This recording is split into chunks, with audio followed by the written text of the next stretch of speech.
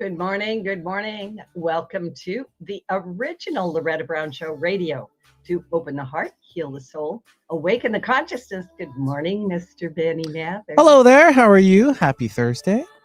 What about those Seahawks? Oh, man, they're looking strong, powerful, as if. My goodness, Yeah. I can't get enough of them. They're going to the Super Bowl. I know. I might have, done something here in the studio to make it a little bit more vibrant. Well, I just a little bit. That. Just a little I'm kind of a fan.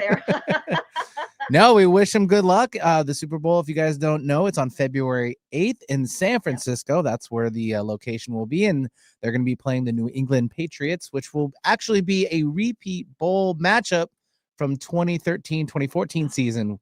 It was the one we lost by this much. I actually remember that. I was like, oh, that's when that was. Yeah, it's a sore day and bowl game for some of us, but hopefully we can get it back. Well, I mean, it was a good game. Oh, for sure. The game before that was like kind of a slaughter, Yeah. Well, we needed that too. I mean, we had a little bit of a rest and we're on to bigger and better things. I mean, we're going to the dance. It's awesome. Yep. Yeah, we are. So anyway, go Hawks. That's right. And, people did ask me, and yes, I did send Reiki. And so that's not cheating. It's just Reiki. It is not cheating. We don't do that around here. Yeah, somebody asked me if that was cheating. No, it's not at all. We can send goodness and love and beautiful energy to people anytime that we want to, stay in your high integrity. Absolutely. That sort of a thing. Yep. Yeah, that's right.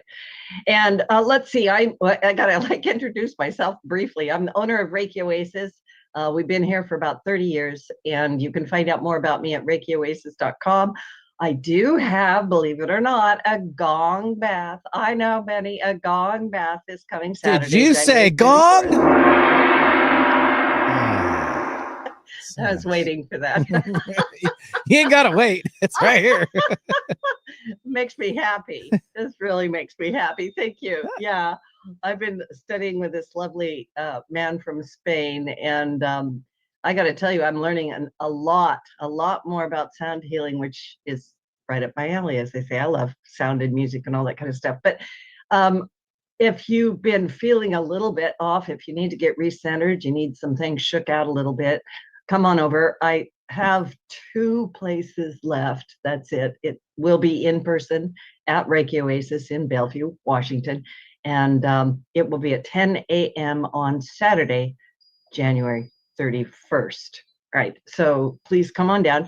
And then, yes, we're going to Egypt again. It's going to be October 4th through the 19th. More information coming. If you're interested in that trip, email me right away, because the trips do fill up. And then I want to get into astrology and kind of set the stage.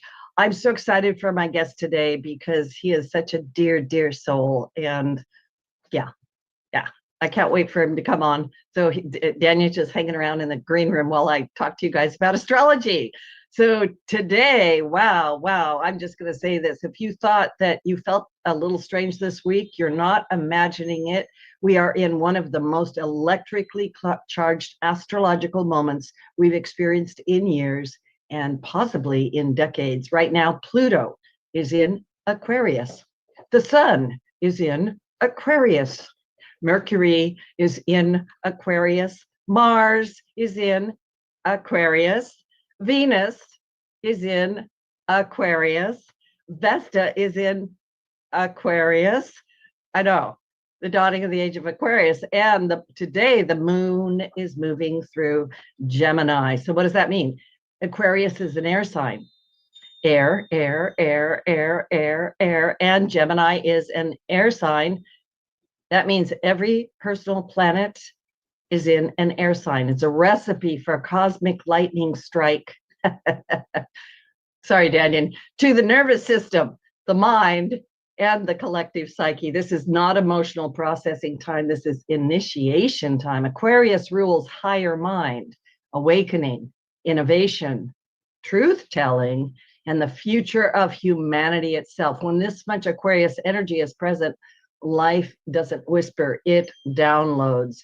Many people are feeling mentally overstimulated, restless, or wired suddenly clear about things that used to confuse them, those brilliant aha moments, or aware that something simply cannot continue the way it has been. So many people are telling me that, like, this cannot keep on like this. And I'm like, you're right, it can't.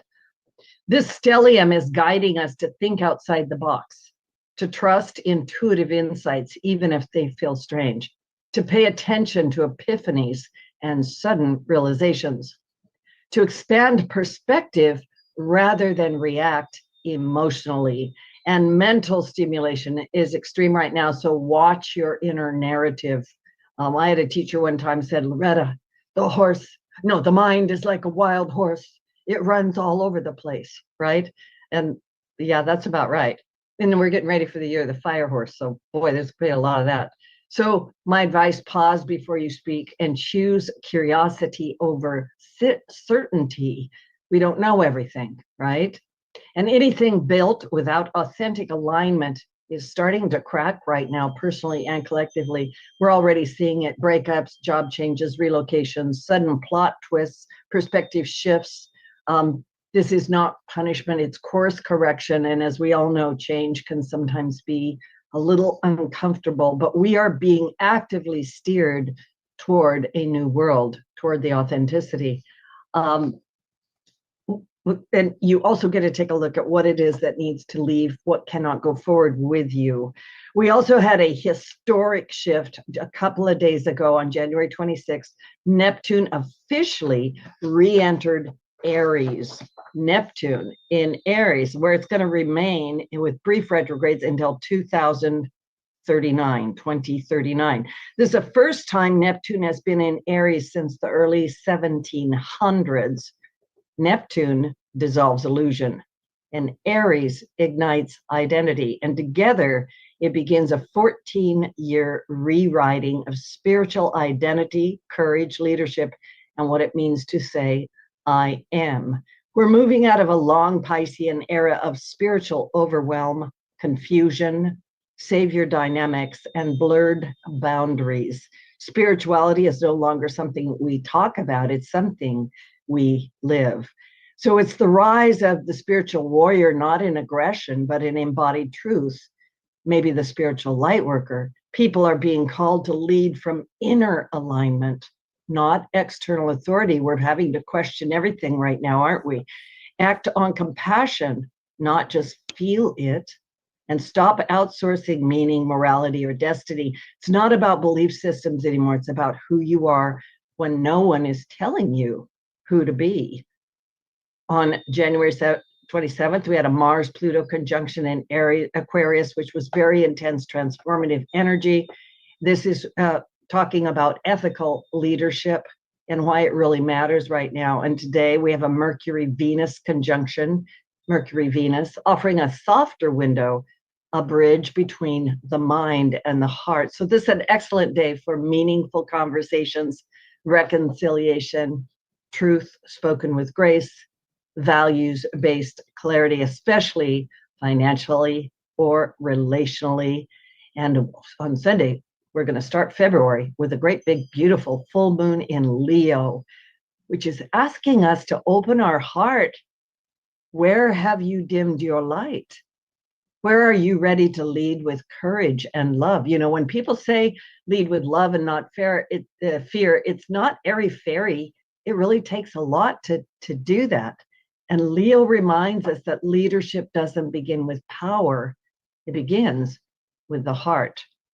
With all this stuff going on in the world, it brings me a beautiful platform for my wonderful guest today, a man who has seen possible futures, who reminds us again and again that compassion is the deciding force.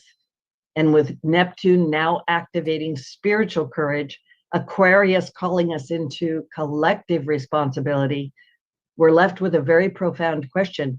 Is the future something that happens to us or something we are actively creating? So my guest today is amazing, the one, the only, the walking dead himself, Dannion Brinkley, the man with 1,000 wonderful lives, has been given a rare vantage point on that very question. Dannion Brinkley is a New York Times bestselling author, a near-death experiencer, and I think he's actually been dead. And he's a spiritual teacher whose life was forever changed after being struck by lightning in 1975 and declared clinically dead for 28 minutes. It's amazing.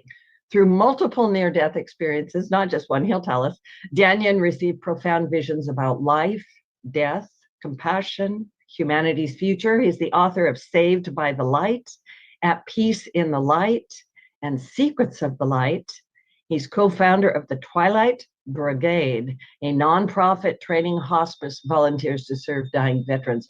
Dannion, it is such an honor and a delight for me to have you here. Thank you for coming to my great, show. Loretta. Thanks for having me. Yeah. I am trying to figure out where to start, because I really want to lay just the tiniest bit of background for people who may not know who you are, which I'm like, really? You don't? Like, they need to know who you are, Dannion. What happened? What happened to you? How did you get to where you're at? So little tiny question. Very easy. 1975, I was struck by lightning. And I always say it like this. One day I never believed any of this stuff. The next day I was dead. And the day after that, I became everything I never believed. Wow. So mine was working from the inside outward. So back to your original question of what you were talking about astrologically, everybody has to remember that we were chosen to come here because the divine has a certain cycle of unfoldment that must happen, and you were the best one to do your part. And then you choose to come here. Okay, so the answer to your question earlier, is it predestined or are we manifesting? Both of those are yes. They're both yes. There is a destiny for unfoldment. Okay, but there's also the probable possibilities of what we are creating and manifesting in our interactions with ourselves, and then how the combination of you and the interaction of yourself moves out into the world based on your intention. So the answer is yes. I discovered that no one's ever going to die. And when they say that you're dead, when they said I was dead for 28 minutes, I was more alive then than I've ever been here. So what people don't really realize is this is the near-death experience. You know, what I had was a near-life experience. I was almost completely alive again. I was aware. I was connected. I was a part of, it was a part of me. I was a part of it.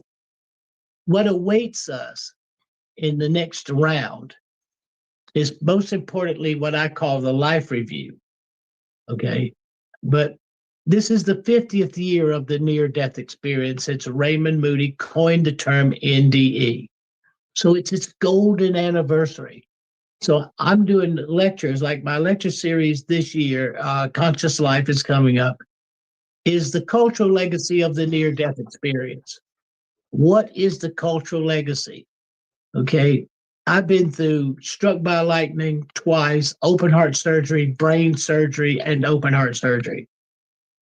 And in the last one in 2018, I had to be clinically resuscitated 3 times.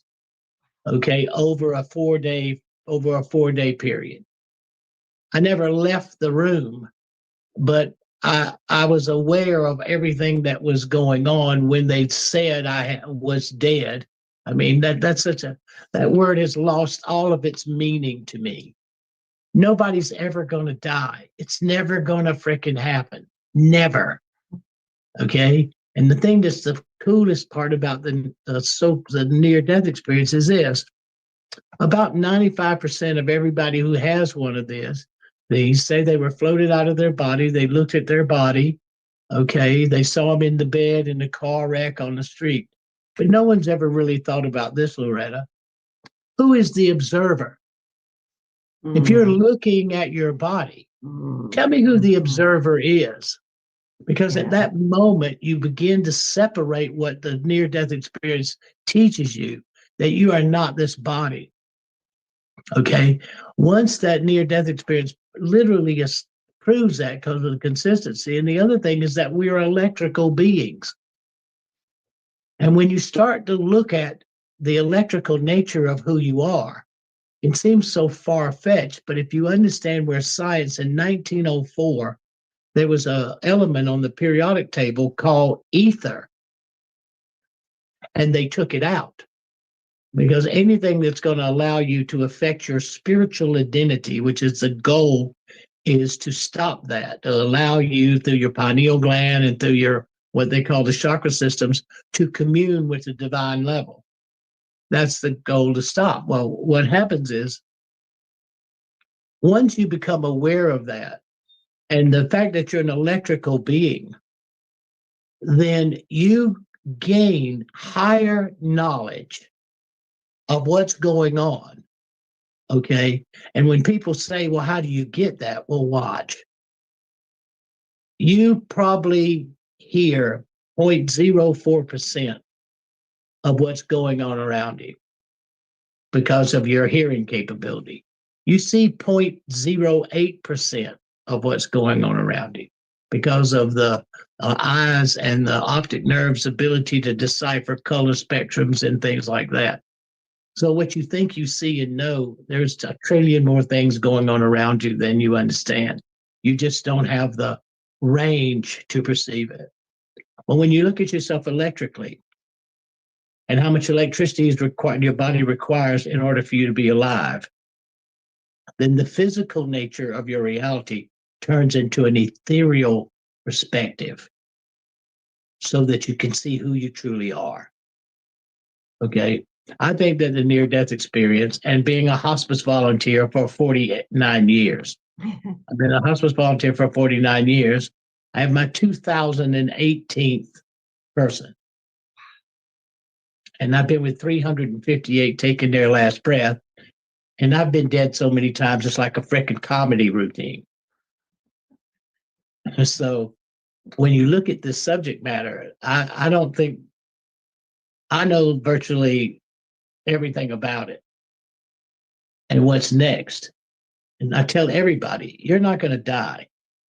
And every time everybody tells you why you're going to die and the reasons for why you're going to die and where you're going to go, heaven or hell, all that, that stuff is nonsense in the terms that it's cloaked in or packaged in under religion. It has a lot of truth to it, but the way it's told to you, okay, it's nonsense. And people always, Loretta, people say, Dannion, why are you always so happy? I said, well, watch. I didn't die and I didn't go to hell. Okay, so they missed their shot at me. All right, so that's what I'm happy about. You know, we all have to stop and look at where the world is. The world is going crazy. And then why is it going crazy? It's going crazy because a new age was born. And you'd use the Maya, you know, because the Maya were pretty strict about it. They said that this age, which is 25,920 years, and that it began December 21st, 2012. So we'd be in the 14th year of a new age. And then when a new age is born, what the Maya said is all things not done in integrity will collapse. They said this 2,500 years ago would collapse. And what they said about this new age is there would be no secrets. Now, when you think about that applied 2,000 years later, look at where the world is. It's built on falsehood. It's built on debt. It's built on all of those things that can control and manipulate you. It's expensive to live on the earth. Okay. I mean, it's expensive. And then you look at that and you get a chance to see that a new age is being born. And are you growing with it? Are you understanding that everything around you, I'm old, and the world I was born in is gone. There are some semblances of it, but I'm smart enough to know it's gone. And like you said in the intro, I've already seen to 2030. I mean, anybody who's read Saved by the Light knows I wrote down what the beings of light when I was not near dead, when I was freaking dead. What it says is patient unconscious, patient not breathing, no EKG when they took me to the emergency room. Patient unconscious, patient not breathing, no EKG. Now, what does that tell you? And they covered me with a sheet and pushed me in a room because it was busy that night. Okay, so from there, the transformation in me from there was the reality that about 95% of everything anybody's ever told me religiously was just not true. And the mechanisms for how judgment and sin and all of that stuff comes into play is just not true. Everybody will see their life pass before them in a 360-degree panorama. They will watch it from a second-person point of view as though they were their own best friend. And then they will literally become every person that they've ever encountered, and they will feel the direct results of their interaction between them and that person. And then somewhere in there, you'll ask yourself this question: if God couldn't come today and God had, as you review your life, if God couldn't come today and God had sent you in the life you just reviewed, what difference did you and God make? And when you know that that's what happens when you are dead, not when you're freaking near dead. Yeah. Okay. But when you're dead, this is the system. This is it. All that other stuff is people fantasizing or boxing it in, Loretta, boxing it into something that makes sense to them. And they hope when they tell their story, it makes sense to the listener. And then you frame the language that you use in hoping to get them to understand the emotional expression you're trying to say of something that has happened to you that's beyond belief. Yeah. It's beyond belief. And so no one could talk about it. Well, here's where I was. And I wrote Say by the Light because I got mad. I watched what Raymond was a PhD in philosophy. They turned on him. He was a doctor, an MD. They turned on him. And he was a forensic psychiatrist. And they turned on him. And I looked and I said, my God, think about all the people out there that's having this because of the advancements in cardiopulmonary resuscitation techniques. More of us are coming back. And when that comes into play, who do they turn to? Who are they going to turn to? I said, so I figured people need to pick on somebody their own size. And I decided it was me. So I wrote Saved by the Light. And I put the boxes of knowledge, which is what the future events are, in there because if they came true, Loretta, it means that there was a life after death. It meant that's what it meant to me. Yeah. And I always used to, when people would say Dannion's predictions, I have never said they were mine. I always said where they came from. Never. It was these beings of light. Well, I always said, if they come true, that means there's a life after death. Well, if they don't come true, then I owed everybody an apology because I was hallucinating. And I banked everything on those things. Because in 1977, after 2 years of learning to walk and feed myself and stumbling, I didn't have a near-death experience and got up the next day. It took years, crawling, blacking out. Oh, God, it was horrible. And I wore welder's glasses and walked with canes. And when HarperCollins, Random House said, they said, we can't put that in there because there's a couple in there, because here we are 20 years later. They said there's a couple in here that are too close to happening. And if they don't happen, book sales will be bad. I said, well, I said, look, I just laughed because I wrote this down in 1977 when I could sit down and I could write and I didn't pass out or not know where I was. And I wrote these down and we put them in, Paul and I put them in Saved by the Light in 1993. That book was published in 1994. It's been out there. It's never left a 1/8 of 1% best-selling books in Amazon's history. I've been there forever. But the point of it is now is there's maybe 8 things left. So as I sit here now, I saw the future, the probable possibilities of what was going to happen if we didn't change our ways. We have not changed. We're still living in a world that doesn't exist. It's an illusion. We owe $38 trillion. If you have a country that is in debt $38 trillion, that means whoever we put in charge of managing it is a failure. And whatever mechanisms that we're using are failures. And you watch young people react to that. And then you look at what's going on, so-called peace in the Middle East. For people who are Christians, they better be very careful.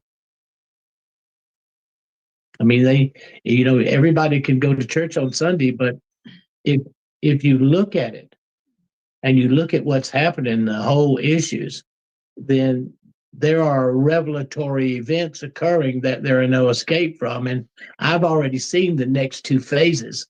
I know what's going to happen. People need to open up their hearts.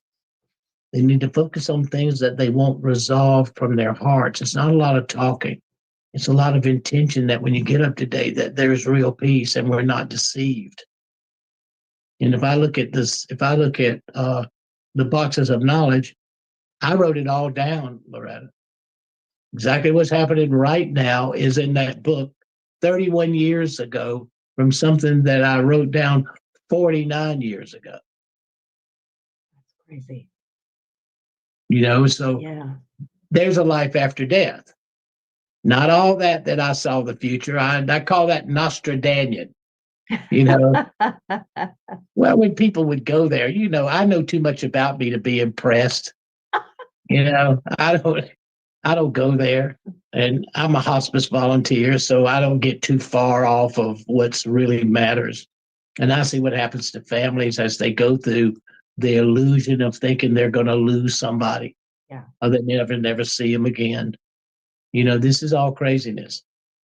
You know that person as well, and you will see them again. Everybody celebrates you coming home. I mean, everybody celebrates you coming home. And the whole point is when you have the life review, you see what the meaning of life was all about. Yeah. And I've been through 3 of these. The worst part about it is it doesn't pick up where the last one left off. It starts over exactly all the evil, oh God, the kind of person I was to the person I'm trying to be now. And I'm not trying, I'm succeeding at it. But I have to go through that. And it's sad to look at the reasons why I did things. What in the world could I possibly be thinking to have a right to come here and to be a part of the birthing of a new age and a new world, and to not adapt to it and to look at it and to see myself as who I am. I'm not this body. I'm not going to die.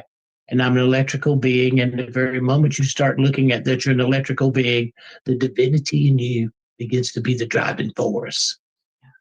Because then the ether, what they now quantum calls plasma. Okay. All these things are functioning parts of the reality we live in today. Think of this. How many times a day does your heart beat? 94 to 104,000 times. So 100,000 times a day, what does the body have to do to be able to create a way that the heart can beat? It has to produce roughly 0.45 millivolts of electricity, 100,000 frickin' times a day.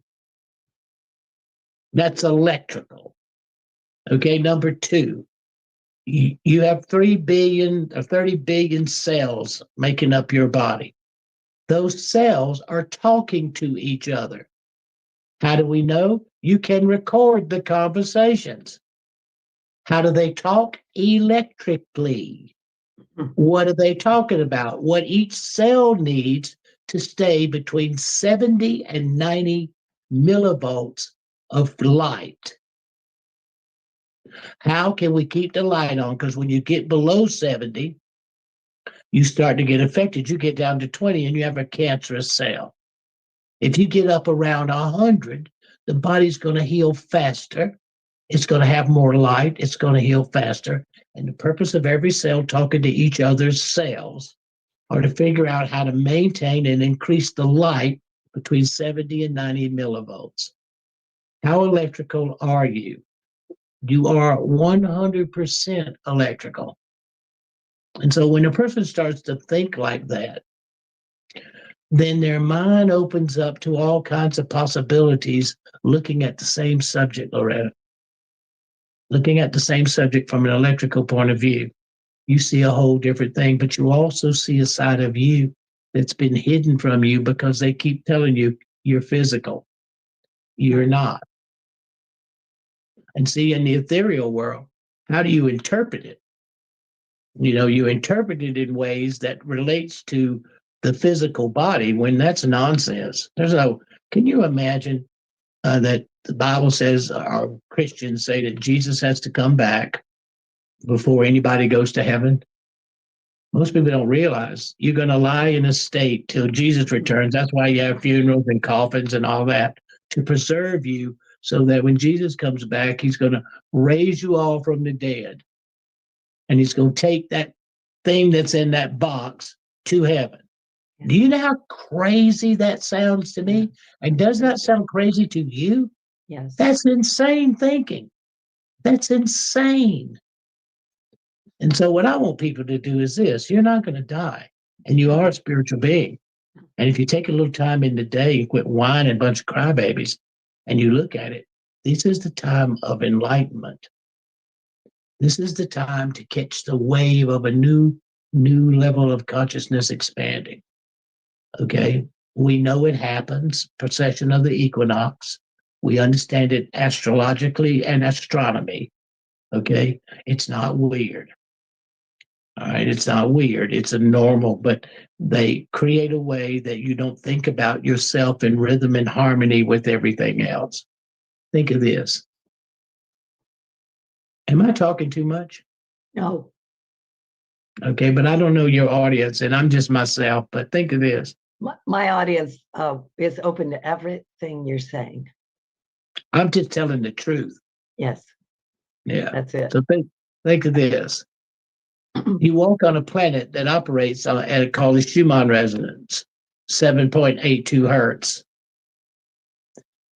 You breathe in and out an electrical atmosphere. You have an atmosphere, stratosphere, an ionosphere, and two subspheres. And if you go and look at weather modification, people say, well, you know, they're modifying the weather by spraying things, and the Saudis have been drenching the desert with rain by cloud seeding, and we've been cloud seeding since the 40s. And you say, well, if you don't believe that they are electrical, that the atmosphere is electrical, anybody can look up any weather modification pattern. Go on the internet, punch up weather modification patterns. There's about 168 of them. Read any one of them and find me one that doesn't describe the atmosphere, stratosphere, and ionosphere as being electrical, and how you manipulated and got a patent on modifying the weather is based on electrical modification. And how do you pay attention to the weather? Doppler radar. You see the little clouds going across it? That's Doppler radar. Okay, well, you can use Doppler to manipulate. If you look at the patents, you can manipulate weather with Doppler radar. If you can see it and you can measure it electrically, you can manipulate it. People say, well, no, I don't believe that's true. Well, maybe not. I said, well, okay, try this one. Look up CRISPR technology. Mm. And when you look up Yes. CRISPR technology, it tells you that you are nothing but a machine that can be programmed. And I can give you big muscles. I can give you children little feet. I can do anything, and I can take that embryo and I can go to the DNA and I can modify it, just like any computer software. You're just like any other programmable piece of software, to CRISPR. So if CRISPR exists and it's been shown, it's not in theory, the whole cloning, whole reproduction, all organs, illnesses that you could have based on, all that stuff can be genetically manipulated. How do you genetically manipulate something? Electrically. You know, I have a question. Like, I got 80 million questions, but just on this subject alone, you know, we're in an age of AI, right? Progressing, like it's already here, whether we want it here or not. And a lot of people talk about, you know, I mean, there's technology that can be put into the body that will, you know, help your pancreas or make you look young or make you muscular. Do you think that we can put consciousness into silicon bodies like robots? Because a lot of people are talking about that kind of stuff. I think the idea is we want to live forever or something, right? That was three things, Loretta. Yes, it was. Sorry about that. That's okay. I don't have a problem. I'm with you. But see, you know how I am. My mother says I was born with a big mouth. So sorry about that. No, it's covering the bases. Let me cover it. Watch. Okay. Yes, you are completely programmable. Yes, you are a software system. Yes, it's electrical. Okay. Living forever right now, everybody thinks that eternal life, immortality. Why? They're afraid to face themselves if that what's next. It's called death. Well, I know everything about it. I live in it every freaking day. I talk to people, deal with people, visit people, don't even, and I've done this for 49 years.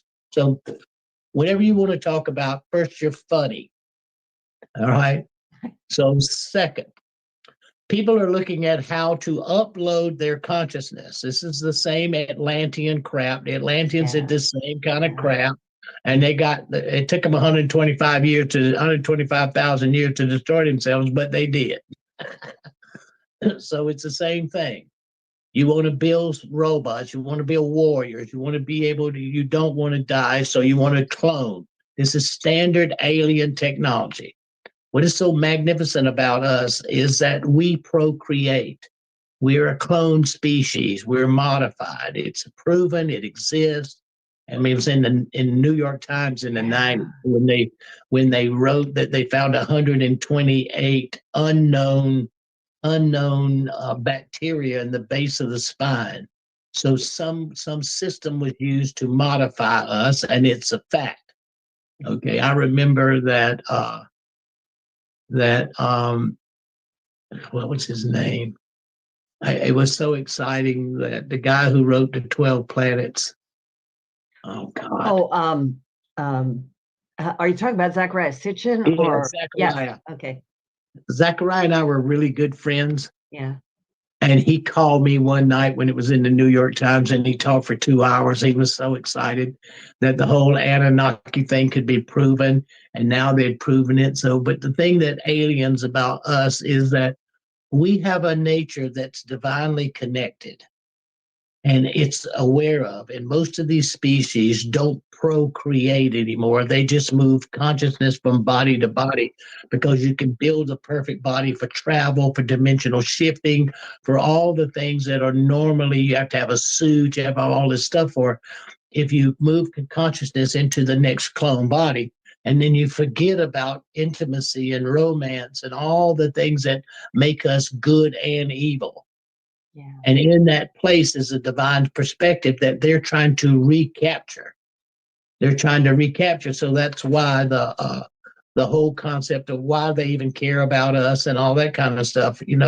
We are divine. When you come into this dimension, remember, you were chosen because there is nobody better than you. The worst of us is the best there is at something.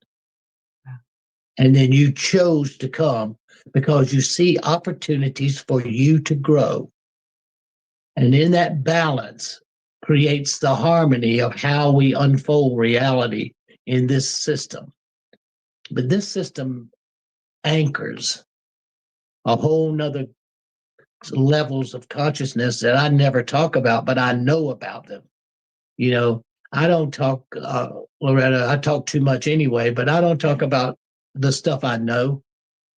You know, I just don't, because first I would be influencing millions of people because of how many books and my audience, you know, it's in the tens of millions of people. Yes. And I don't want to influence them. I want to be supportive of their search and understanding how beautiful they are. And that I would not tell them they were the greatest things ever if it wasn't the truth.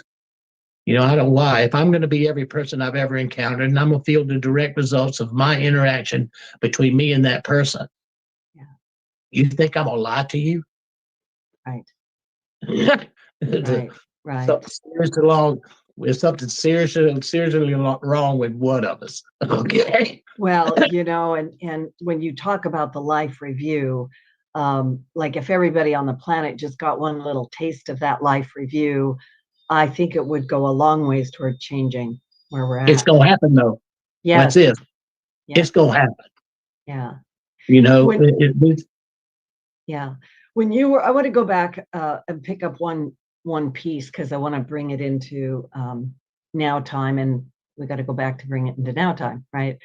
In your book, and I do recommend people just go get Dannion's books, and if you can go to the Whole Life Expo in February, you should just go get tickets and just go, right? Really have a great experience.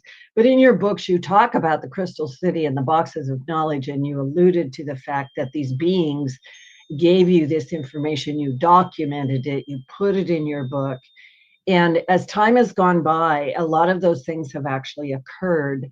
Where are we at right now, Dannion? And, you know, I'm looking for, I'm just going to let you answer that because I want an authentic question, but also somewhere in there, like, how do we navigate this currently? What advice can you give us? Yeah. So where are we at in that? I know it's probably 10 questions. What's World War? Yeah. It's right at World War.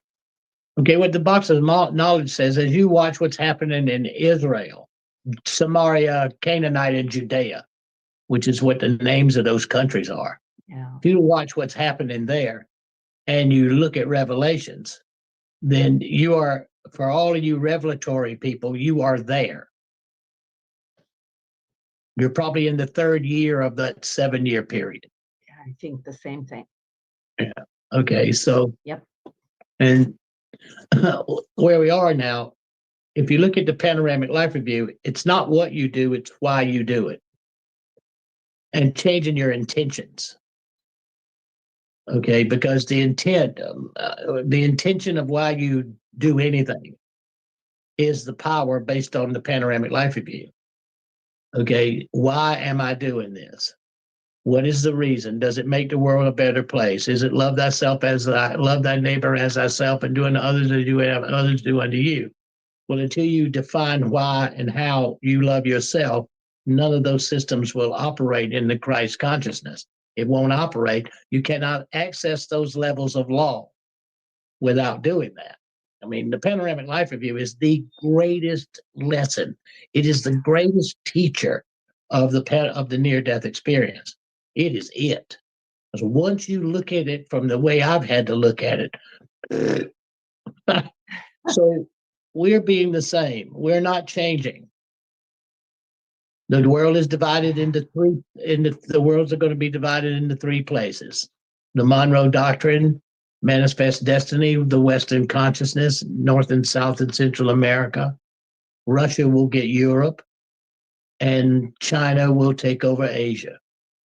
And that's happening today. Once Greenland is in place, then it's the Chinese are moving into Canada, and then Canada, there's no way that China is going to be able to establish what they've already done in Canada and get away with it. Okay, then you bring the Commonwealth into it. And then you bring the NATO alliance into it. Then you bring the World Health Organization into it. And then you bring the United Nations into it. Okay, and then you look at the United Nations and you look at Basel III of the central banks. And right now, we sit at the very precipice of collapse. I don't know why I find that so exciting, but to have lived to see this, to be a part of this, and to participate in what comes out of this, and to have the privilege of being able to affect and to talk to people about why are you thinking that? How can you think that could be real or true? Okay. And what happens? So we sit at the precipice of either changing or being forced to change.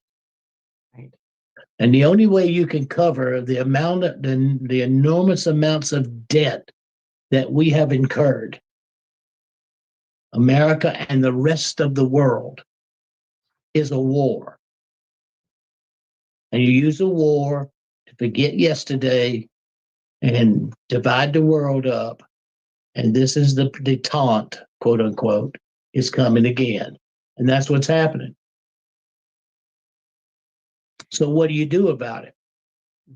You learn the art of prayer. See, when you come here and the root course of power is defined under desire, the definition of the word desire. You look up the word desire. It frames reality. What you desire, okay? That's how reality is framed.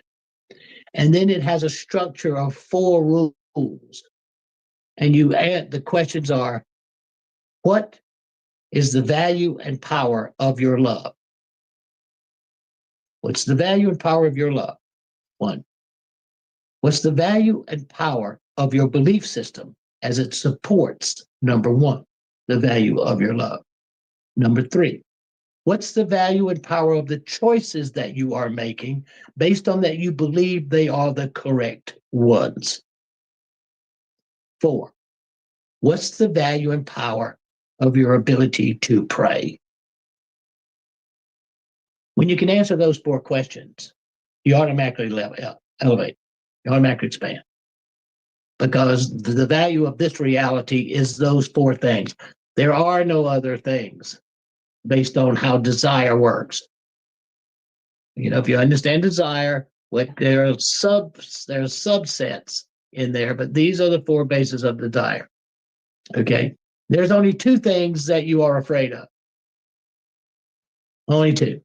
You're not afraid of anything else. And everything else would be centered on these 2 things: helplessness and loneliness. You're helpless when you come, you're helpless when you leave. When are you lonely? It's based on what you think other people think about the person that you've created to get and hope that they believe that is really you. And because it's all artificial of what you're hoping they're going to like, see, believe, do, or whatever it is, then as it doesn't work, the identity of yourself separates you. And then loneliness sets in. That's pretty amazing, Loretta. That's some pretty amazing stuff. And it comes from who I am, but also comes from 2,017 people watching them leave this world. It isn't Swami Dannion, you know, it's somebody who's been right there watching it, asking the questions, listening to the answers. You know, I understand the mechanisms, what happens, what grief and bereavement is. I understand them. I understand what triggers them. I've studied this for 50 freaking years. And please, everybody, come to the Conscious Life Expo, because right now, if you've never been to one, if you've never been to one, this is the time to come, because it's amazing what your mind and your heart opens up to when you're there. And yes, there's some really crazy people there, okay? All right. But there's also brilliance beyond belief. And so many, I just love to do these shows with Robert. I mean, I enjoy everybody, and I've seen people for years because I've done them for 24 years. I've done them with him, and I see people, and you create a family. You know, I want everybody to come and join the family. And I'm funny. I maybe not be funny right now, but basically I'm really funny.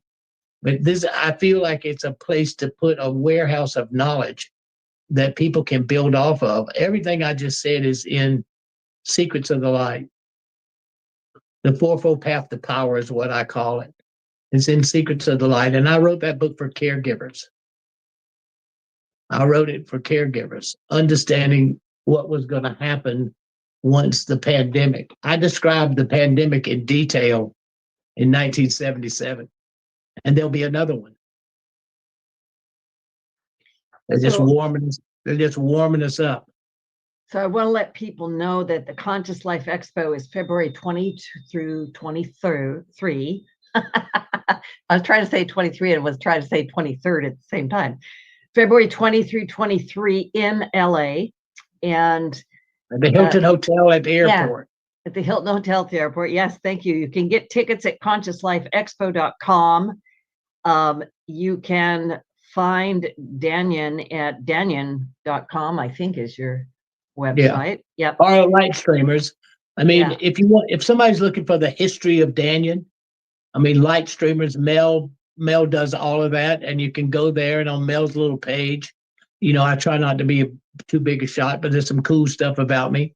And then the foundation, the Twilight Brigade has now grown into the Dannion, the foundation, and I create programs. I create programs at the Dannion.com is the foundation. So if you're interested in helping or supporting the foundation or being a part of it, go there. All I'm doing is fulfilling the vision. And if anybody's wondering, I'm in box 13, chapter 5, Saved by the Light, box 13. If you want to see what's going on in Egypt, read box 4. Box 4, you'll see exactly what it's caused by, how it's caused, and what's going to happen. And this thing that Jared is pushing, this peace initiative, all you wait for in that is to see who the police force is. I wrote it all out. It's all written right there. Right. There's nowhere to go. Here's what'll happen. Here's why it'll happen. And here's what's happening. And you go and look and see. And yes, it's happening just for that. Okay, it's just for that. All right. To anybody to think that nobody knew what was going to happen on October the 7th in Israel when that attack happened, for somebody to even think for a moment that we didn't know and they didn't know, that's insane. Yeah. There is no way we didn't know. Yeah. We may have not known because of who we had in the presidency and all of that. But to think that the Israelis did not know, and they hadn't had the information and they hadn't had it from their sources that it was going to happen, that's insane. Yeah. And I might sound anti-Semitic, but I don't really care. Yeah. I'm grown. Yeah. So we live in exciting times, Loretta. Yeah, Every one of us was chosen to be here. And people said, well, what am I supposed to do? Wait a minute. What is the value and power of your love? I mean, what difference can you make? What's the value and power of your belief system? And how much of that do you believe in you? And then you have a place to compare how much the divine must believe in you. If the rules I said you came here was nobody was better than you to fulfill the divine mission that only the divine knows, nobody was better than you. That's how you get here, and you choose to come. That's how you get here. Now, some people have those choices made for them. It's always like you got some kind of choice about it. If God's in your face, it's like, what you going to do? If Jesus puts his hand on your chest and says, Loretta, you got to go back, what are you going to do? You going to argue? No, I went back. I came back. Yeah, you're going to argue? Yeah. No, you don't argue with that. No, I'm not. We're at the end of our time. Dannion, from my heart to yours, so much love. Thank you for coming back and being here and giving us all this information. To everybody listening, please just go reach out, get Dannion's books, take a look, go to the expo, and let's do this differently. I mean, we are where we're at, so let's be there for each other. Look at the reason why you do what you're doing. Yeah. Look at your patterns in a day. and then study prayer. Yes. Look up books on prayer, look up articles written about prayer. Because if you know the fourfold path, which is the one that's the most elusive? Non-local healing, or the power of prayer, the power of everybody calls it manifestation and all of that. Well, don't be dumb, everybody. The power of prayer and understanding those mechanisms is the way you energetically and electrically connect to the divine. And that's what we all need. Yeah, we do. So thank you so much, Dannion. So much love to everybody. Betty Mathers, you're the best. And bless you, Benny. Yeah. And Happy New Year, everybody. See you at the Conscious Life. That's right. Thank you.